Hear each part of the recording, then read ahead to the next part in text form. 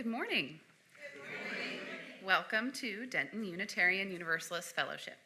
My name is Kim and my pronouns are she and her. I'm a member of the Board of Trustees. Whatever your reason, whatever your worldview or spiritual tradition, age, race, gender identity, sexual orientation, financial means, physical ability, political affiliation, or immigration status, you are welcome here. Newcomers, please complete an online visitor information card to connect with us. See the chat or the seat pocket in front of you.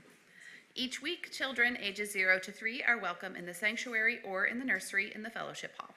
Children ages 4 through 5th grade are invited to join the Explorers group by signing in at the welcome wagon, and then they will be invited to their room later in the service. Youth 6th through 12th grade are invited to remain in the service. We have a few announcements today. First, today is Lunch Bunch. Please join us at 11:22, is that right? At El Matador. So see Sharon and Bill Barnhart if you have questions. Also, our Cahoon and More Trans Plus community group will meet tonight at 6 p.m. here at Doof. All trans, non-binary, genderqueer, gender non-conforming, and questioning folks are welcome to join for hangout and art making on the 2nd and 4th Sundays of every month.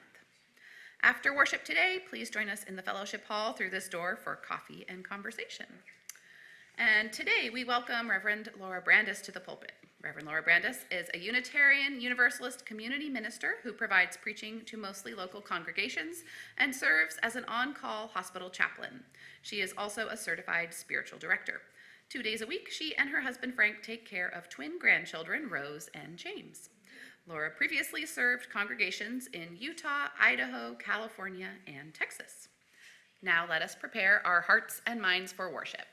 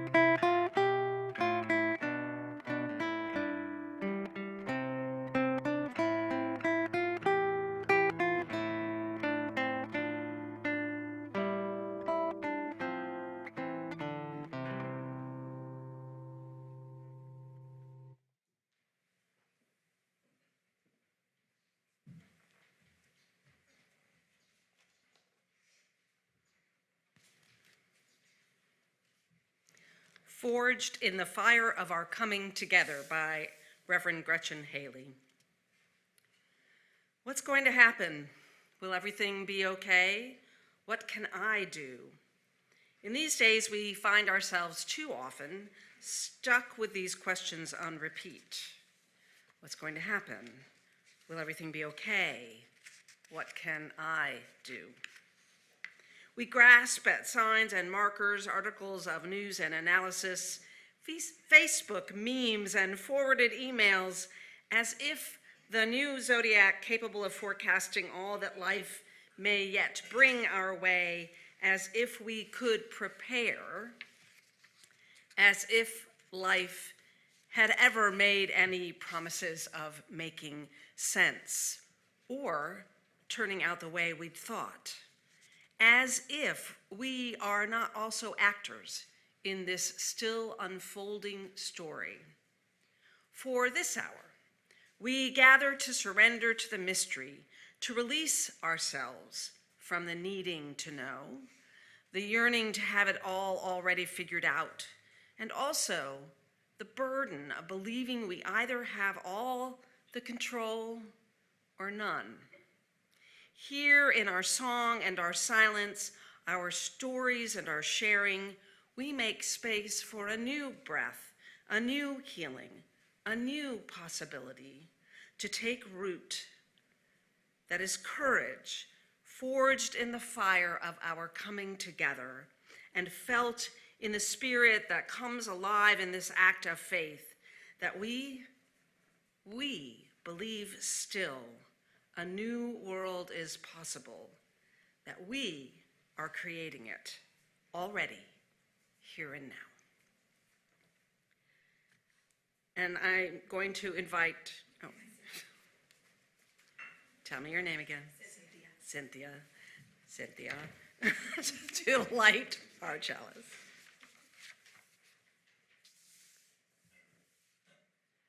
We make space for a new breath, a new healing, a new possibility to take root. That is courage forged in the fire of our coming together and felt in the spirit that comes alive in this act of faith, that we believe still a new world is possible, that we are creating it already, here and now. Please rise in body or spirit for hymn number 21, For the Beauty of the Earth.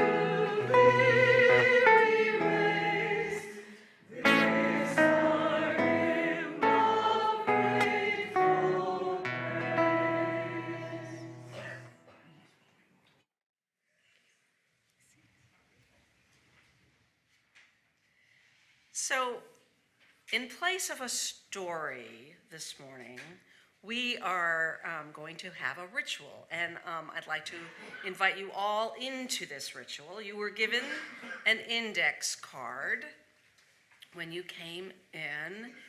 If you don't have it, just wave your hand and Jared will bring you one, or anyone will bring you one. I want you to answer these 3 questions, or fill in the blanks.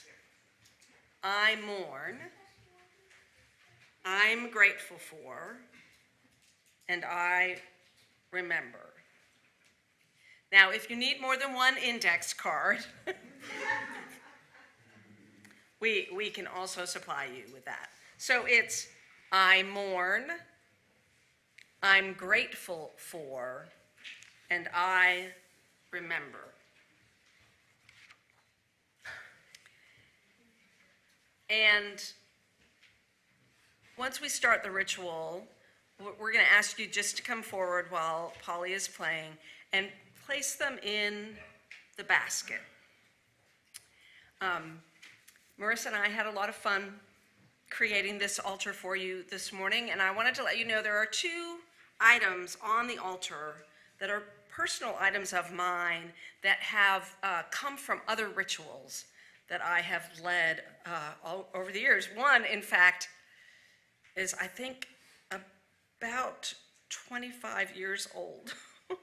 This little basket, you'll see, contains the hopes and dreams and gratitudes from a class of 5th graders that I taught at First Unitarian Church of Dallas. And I know they're all 37 years old now because my oldest daughter was in that class. And I have kept their hopes and dreams and their gratitudes on my altar all those years. The box right here is from the congregation that I served in California that they actually gave to me, the director of religious education gave to me, filled with hopes and dreams of the kids when I got there. And then when I left, I asked them to place hopes, dreams, and gratitudes in that box, and I have kept that for 10 years. So I'm going to do the same thing with what you're writing right now. I'm going to put that on my home altar, and so if there's something that's a little bit too personal that you don't want me to take home with me to put on my altar, you can remove that before I take them home. Yeah, don't put names or, however you need to participate in this ritual will work for you.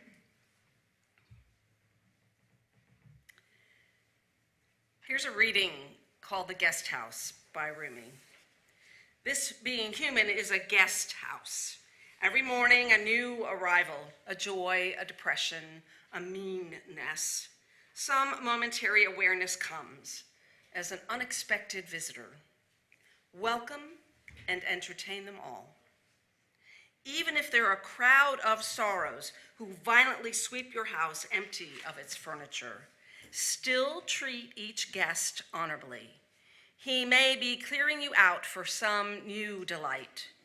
The dark thought, the shame, the malice, meet them at the door, laughing, and invite them in. Be grateful for whoever comes, because each has been sent as a guide from beyond.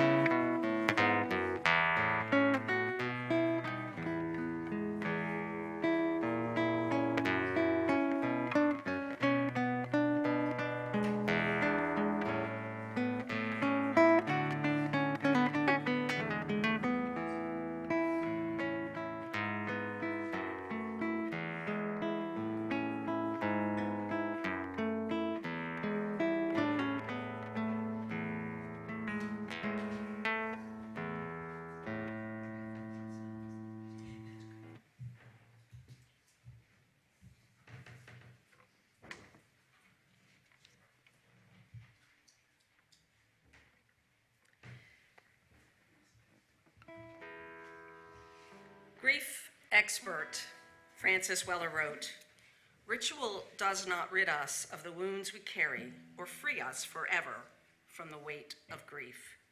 Ritual is a maintenance practice that offers us the means of tending wounds and sorrows, for offering gratitude and for reconciling conflicts, thereby allowing our psyches regular periods of release and renewal. We place our thanks, our grief, and our remembrances on a shared altar. We let them go. We release them, returning again to our true home of love and awareness. And now it's time to light the children's chalice.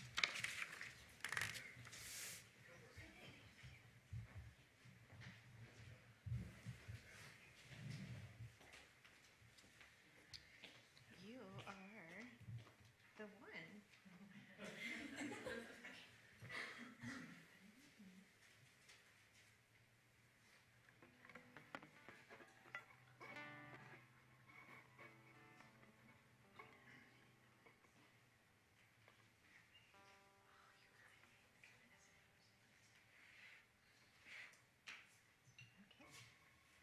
Can you hold this? Can you hold it real big? Okay. Just like that. And we'll say together the words and the order of service. This is our chalice of love and of light, uniting you use by day and by night. And now we'll go to class as the adults sing us on our way.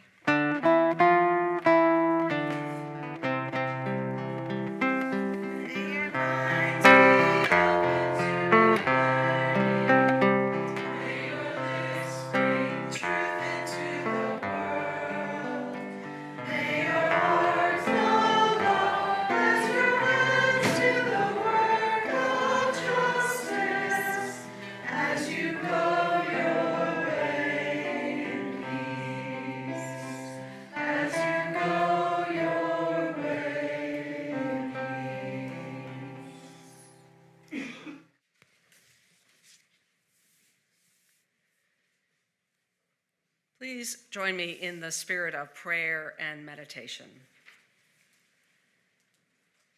Close your eyes if you're comfortable doing that at this time, or closing them slightly, whatever it is you need to do to focus. Breathing and turning inward, but not turning away. Staying present and breathing in this present moment.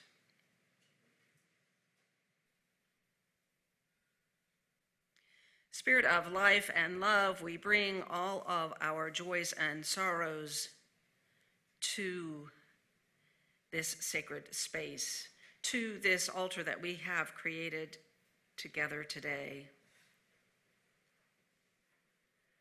Those joys that we have shared today, including a wedding, an anniversary of attending this fellowship, a joy of good health report,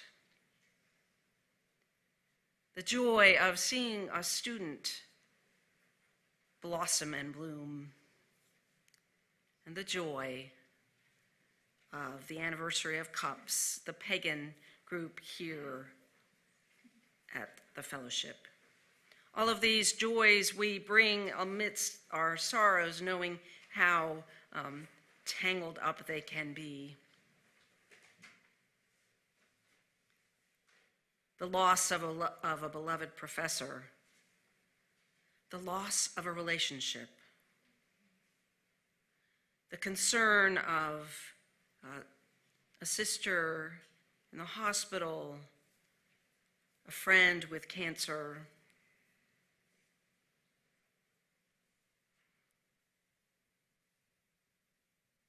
and the love and concern of a family mourning a long life of a 93-year-old.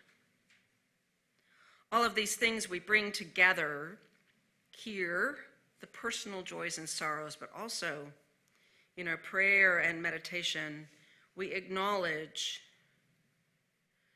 how we are affected by what is happening in this nation and the world. The government shutdown, the cancellation of flights. And as we look to the celebration of veterans in this nation, how they are affected by the government shutdown.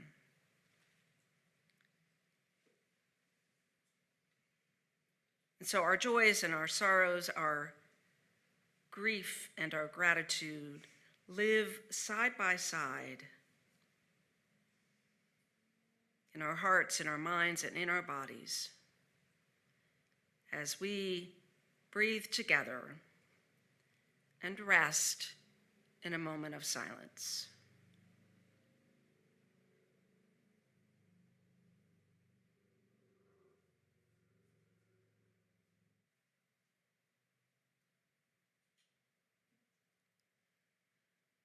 Holding all of this in love, we come back to this time present in this moment.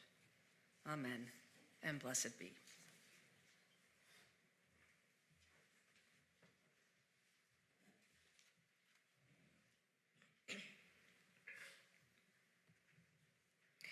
Our first reading this morning is from The Smell of Rain on Dust, Grief and Praise by Martine Prechtel.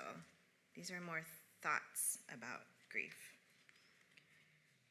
Grief is movement, not stagnation. Real grieving never wallows. Only nations capable of the true art of grief, grieving their mistakes and the deeply felt losses they have endured or have caused to happen, can say that they are not pools of emotional stagnation, dressed up in the spoils of ungrieving wars, disguised as good business, heaping their unwept tears upon the poor and struggling as the currency of poverty. Grief is not depression. A griever is not depressed. Depression comes from not being able to grieve, which converts our losses into violence. Grief doesn't care if he's badly misunderstood, underestimated, or forgotten. He's not hurt because people run away when they see him coming, because grief has one real good friend. Grief is the best friend of praise, because praise is a grandiose griever. Without both grief and praise, life is only hate and mediocrity. Grief and praise are renters whose landlord is love. Because they are best friends, both grief and praise live together in the same building, but in opposing quarters, in the left and right chambers of love's great thumping house called heart. Grief expressed out loud, whether in or out of character, unchoreographed and honest. For someone we have lost, or a country or home we have lost, is in itself the greatest praise we could ever give them.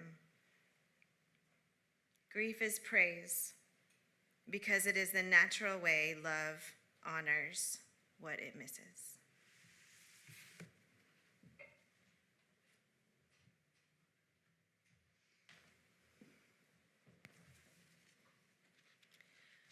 The second reading is from Radical Acceptance by Tara Brock. After several years of meditating on my own, I attended my first silent retreat at the Insight Meditation Society in Massachusetts. I knew I had come home. At the end of one of the evening talks, something the teacher said struck me profoundly.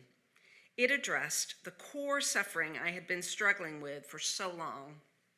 The words I remember were, The boundary to what we can accept is the boundary to our freedom.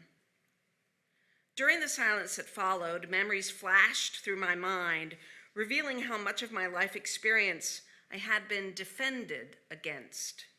I could feel the walls I had erected to keep out those people who were different from me, those who intimidated me or demanded too much from me.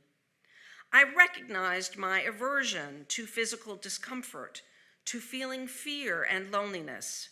I realized how unforgiving I felt toward myself for hurting others, for being judging, obsessive, selfish.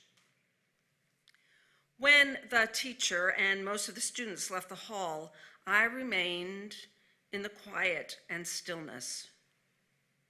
I wanted to know what it would be like if all boundaries dissolved and I just let life live through me. As I relaxed open, my heart and mind filled with tenderness toward everything that felt so painful in me and seemed so wrong. I realized that any argument I had with life, from a slight self-criticism to the utter anguish of shame, separated me from the love and awareness that are my true home.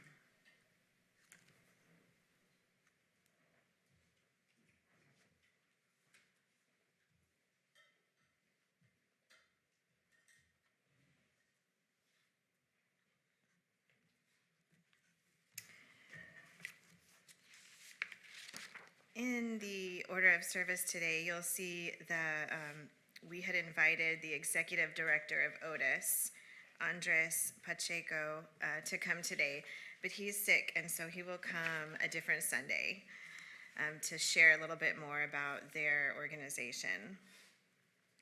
Each week, we pass 2 baskets, one for this faith community and one for the larger community. Our second offering recipient for November is Otis, Opening Doors International Services. Otis is a Denton nonprofit organization that offers immigration assistance to families and individuals in North Texas.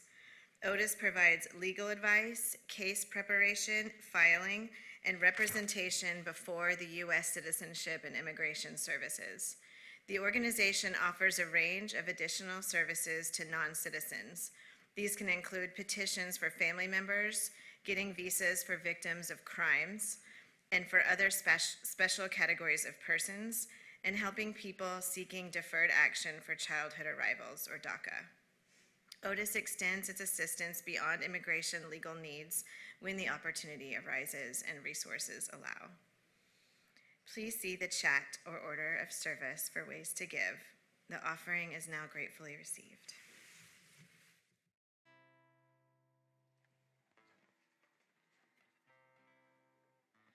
Clanking down the dusty road, clicking off mile after mile after mile, ever closer to the place that makes me smile. They got lilies and roses red, buttercups and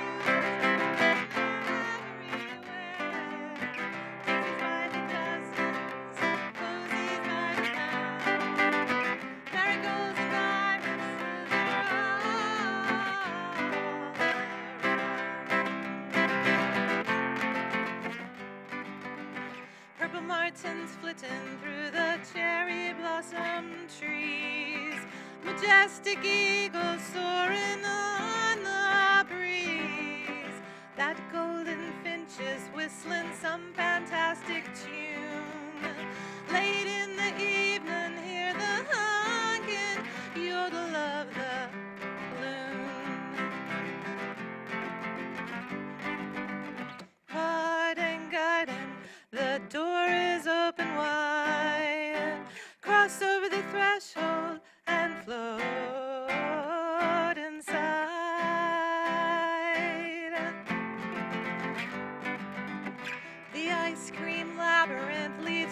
a cookie cave. There's no calories here, so go misbehave.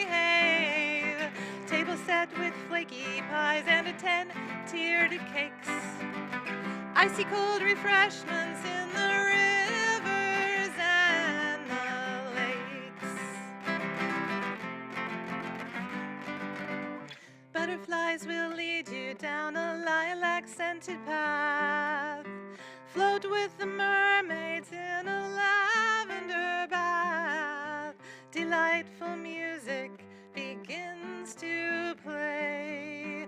Plop into a hammock and just sway the day away.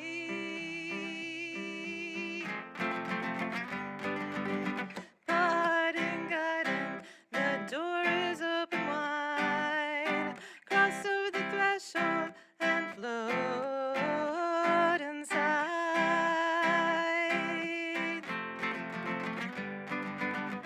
Garden, garden, the door is open wide.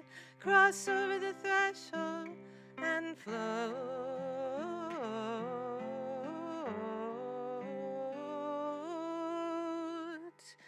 inside.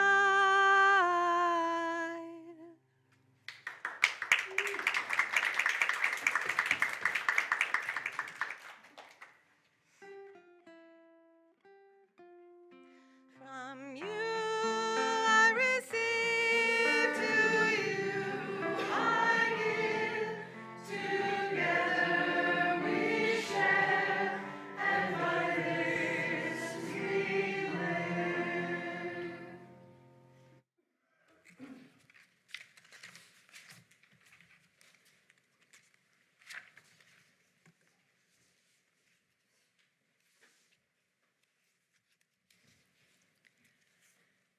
When my daughter died, my colleague who was leading the memorial service suggested we sing For All That Is Our Life. I had never included it in a memorial service that I had led, but I trusted him when he said they often include it as a sort of tradition at their congregation. As we sang, I realized how perfect it was. For the Unitarian Universalists in attendance, it summarized our theology perfectly. For the non-UUs in attendance, including family and friends, it summarized our theology perfectly. We don't sing How Great Thou Art or For All the Saints. We sing For All That Is Our Life. We sing our thanks and praise. It is our theology, our meaning making, our way of making sense of the life we have been given. We give thanks for all of life, and we are called to use the gift of life to build the common good. That's our theology. My daughter had attended First Unitarian Church of Dallas starting in kindergarten. When she died at the age of 28, it made sense for us to celebrate her life there. Nobody expects to outlive a child, but I know a lot of people who have. And so we sing. For all that is our life, we sing our thanks and praise. For all life is a gift which we are called to use to build the common good and make our own days glad. Martine Prechtel writes, because they are best friends, both grief and praise live together in the same building, but in opposing quarters. In the left and right chambers of love's great thumping house, called the heart. We are in the season of thanksgiving. It's more than just that one day sandwiched between Halloween and Christmas. It's more than just a day where we eat too much and watch football. It can be a day when we wrestle with the meaning of thanksgiving in the context of who we are as a nation. It can also be more than just one day when we have an ongoing practice giving thanks for all that is our life. And when we give thanks for all that is our life, grief comes along for the ride. Because, as Martine Prechtel notes, grief is praise, because it is the natural way love honors what it misses. We sing, "For sorrow we must bear, for failures, pain, and loss, for each new thing we learn, for fearful hours that pass, we come with praise and thanks for all that is our life." The 13th century Persian mystical poet Rumi tells us to be grateful for whoever comes. He uses the metaphor of a guest house to describe the human condition. He lists the unwanted guests of depression, meanness, and sorrow, alongside the guests that are easier to entertain. We cannot shut out the unwanted guests. Gratitude gives equal weight to all who visit. Author and UU minister Kate Braystrup writes, "Genuine gratitude, the gratitude of prayer, must ultimately arise out of a profound recognition that things could be other than what they are. If you will forgive a small diversion into a kind of mysticism," she writes, "things could not be at all. Yet, here you are, and here I am. How cool is this?" End quote. This is not to say that we express gratitude because things could be worse. We express gratitude out of a profound sense of existential astonishment. We are grateful just to exist. Rumi's The Guest House is a favorite poem of mine. I've used it in worship a couple of times. I've quoted it at people, hoping to inspire them to experience radical acceptance. I read it from time to time to remind myself that this being human is a guest house. Each time I read it, I find a new meaning, a deeper sense that the story of my life is just as it should be. Of course, like you, I am aware of the day's headlines. And I am aware of the grief that exists right here, right now, in this room. It seems really simplistic to admonish someone to welcome all of life when that means welcoming not just joy, but also depression and meanness. In Rumi's words, it seems naive to counsel someone to accept what life has delivered when so much suffering is present. Yet, I truly believe that we can welcome all of life, even when it is a crowd of sorrows.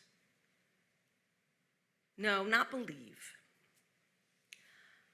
I have learned that we can welcome all of life, even when it is a crowd of sorrows. Radical acceptance is a key concept in a therapy called dialectical behavior therapy, and it has been embraced by many Western Buddhist teachers because of its alignment with mindfulness and compassion. Therapist and Buddhist teacher Tara Brach says that love and awareness are our true home. The road to that true home is through radical acceptance, the cultivation of mindfulness and compassion. Radical acceptance is the willingness to experience ourselves and our life as it is, Brock writes. We yearn for an unquestioned experience of belonging, to feel at home with ourselves and others, at ease and fully accepted. But the trance of unworthiness keeps the sweetness of belonging out of reach. Radical acceptance is to return to the home of our soul and discover there is nothing there to fix. Radical acceptance is not resignation, Tara Brach tells us. Accepting ourselves as we are does not mean that we'll lose our motivation to change and grow. Accepting the world for what it is does not mean that we turn away from our neighbor's suffering. Radical acceptance is actually harder than that. Radical acceptance means that we sit with the pain of not good enough, and with the pain of the latest episode of police brutality, or another mass shooting, or what ICE is up to, or what this current administration is up to. We do not turn away. We do not shut down. We do not become numb. Practicing radical acceptance, we live our lives confounded, confused, amazed, surprised that our wanderings did not lead where we expected. Yes. If we said amen, we would say amen to that. Amen. Yes. Practicing radical acceptance, we lean into the cancers, the untimely deaths, the financial woes, and the general uncertainty of our lives. And we arrive, finally, to love and awareness that are our true home. When we arrive, and I know that we are always leaving and arriving, we learn what Tara Brach learned that day at meditation class. The boundary to what we can accept is the boundary to our freedom. With that freedom, we sing, all life is a gift, which we are called to use to build the common good and make our own days glad. It is our theology, our meaning making, our way to make sense of the life we have been given. We become free so that others can become free. We are called to build the common good here and now. And this is what makes our own days glad. Joy doesn't have to beat pain in order for us to be free. Acknowledging that both exist can set us free. We do not have to be trapped by a past or a present littered by the scars of battles both won and lost. It is up to us to create a better future. Practicing gratitude can help us do that. Understanding that grief and gratitude are best friends can help us do that. It is up to us to create a better future. This is the simple but profound truth that even our children know. It is a truth that psychologist and Buddhist, another psychologist and Buddhist, often goes hand in hand, Rick Hansen discovered when he was just 6 years old. Standing across the street from his house one evening around Thanksgiving, many years ago, he could see lights in the distance, twinkling with the promise of something else, twinkling with the promise of a future that didn't include the sadness he experienced in his own home at 6 years old. The sadness that so many of us experience during the holidays. In that moment, he realized just the simple and profound truth. It was up to him to find his way toward the faraway lights beyond sadness. It was up to him to realize what circumstances he could or could not control. Many of us are not convinced that this profound but simple truth works all of the time. We are especially not convinced of this when our hearts are aching over some recent disappointment, or worse yet, when life has dealt us one more painful blow, when we are already down for the count. 6-year-old Rick Hansen grew up believing this truth and then wrote a book that employs the principles of science and contemplative Buddhism to prove this truth. There are neural pathways to happiness, love, and wisdom. Our neural networks evolved to signal us when separations break down, stability is no longer present, and threats abound. In the modern world we now inhabit, separations are always breaking down. Change is a constant, and we are bombarded with perceived threats all day long. The brains we developed to keep us alive in circumstances that required the fight or flight response no longer serve us. Instead, they contribute to our suffering. We deeply know that we are all connected and interdependent, that the Big Bang produced bits and building blocks that connect us to all of life.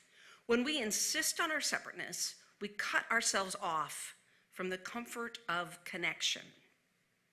When we insist on our experience as the only valid experience, our pain as the most important pain in the room, or our truth as the only truth, we are threatened by any experience, pain, or truth that is different from our own. We are separate and alone. Nothing endures but change, the philosopher Heraclitus said. And we believe him because we have the photographs to prove it. We watch our children grow and change. We feel our bodies slow down, look in the mirror, and see the effects of gravity and time. I may be speaking about myself here, I'm not sure. Heraclitus also said that no person ever steps in the same river twice, for it's not the same river. And they're not the same person. But to help you survive, Rick Hansen writes, your brain keeps trying to stop the river, struggling to hold dynamic systems in place, to find fixed patterns in this variable world, and to construct permanent plans for changing conditions. Our brains are designed to hold on to what just happened, to control and make sense of what is always in our immediate past. We are not comfortable with uncertainty because our brains aren't designed for it. The good news is our brain has the capacity to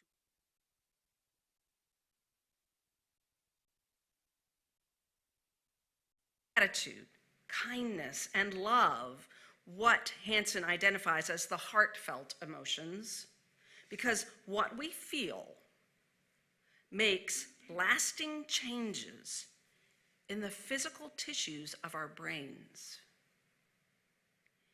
Here we sing. For all that is our life, we sing our thanks and praise. It is our theology, our meaning making, our way of making sense of the life we have been given. We give thanks for all of life, and we are called to use the gift of life to build the common good. Here, we also create rituals to give thanks, to grieve, and to remember. Grief expert Francis Weller wrote, "Ritual does not rid us of the wounds we carry or free us forever from the weight of grief. Ritual is a maintenance practice that offers us the means of tending wounds and sorrows, for offering gratitude, and for reconciling conflicts, thereby allowing our psyches regular periods of release and renewal. We place our thanks, our grief, and our remembrances on a shared altar. We let them go. We release them, returning again to our true home of love and awareness. May it be so, and amen. And now, please rise for our closing, rise in spirit, in body, as you are able, for our closing hymn, 128, For All That Is Our Life.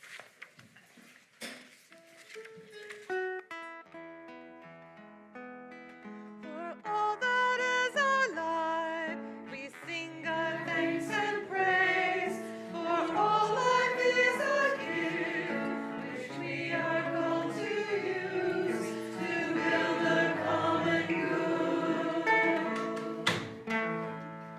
and make our own days glad.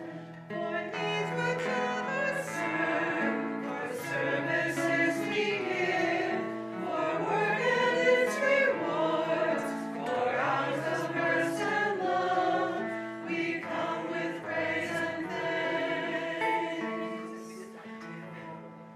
For all that is our life, for trials we must bear, for failures, pain, and loss, for each new thing we learn, for fearful hours that pass, we come with praise and thanks.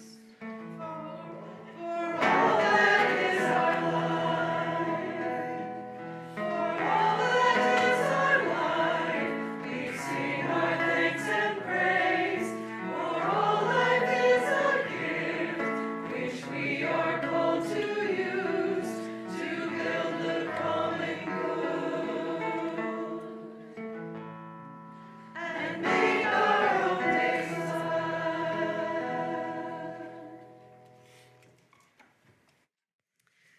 Please join me in the unison words.